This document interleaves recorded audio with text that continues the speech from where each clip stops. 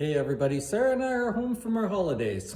We spent 18 days out in the Maritimes and we couldn't have had better weather. It rained for one day. We couldn't have had a better experience. We got to see all the things we wanted to see. We caught every plane. Everything just went so well. In fact, we just kept saying to each other that it felt like we were being looked after while we were gone. It could not have been better. And I've come home with all sorts of stories and all sorts of things that I'll share as we go along. But one of the things I was thinking is that for 18 days, Sarah and I lived in a state of uncertainty.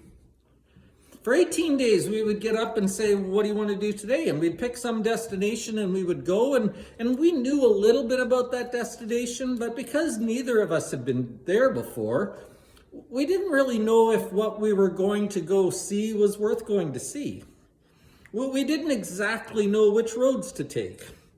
We didn't know where to eat or even what restaurants were good in the area we were going to. Every single day we lived in a state of uncertainty because we knew a little bit, but we didn't know everything. We knew a little bit, but we didn't know enough to feel comfortable. I think a lot of people live in that same space spiritually.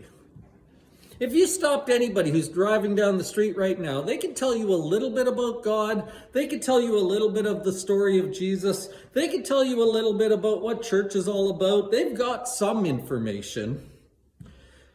But I think they're missing one piece of information that they absolutely need.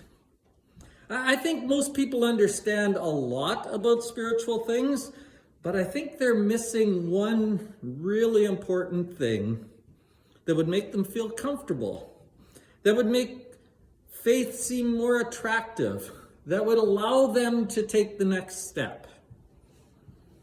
Interestingly, this little piece of information isn't so little, it's huge. In fact, it's so huge that when John writes his story of Jesus, he puts this information right at the start. And we're going to talk about that on Sunday. And we're going to talk about what we need to remember and what we need to share with others. The sermon is called "The Door is Open," the message that most need to hear. We're going to give you some things to think about, but more than that, I'm going to give you something to talk to your friends about. Because I think if they understood this one little truth, it would open the door to them and to their faith and to hope and to all sorts of things. The door is open is the message of the sermon.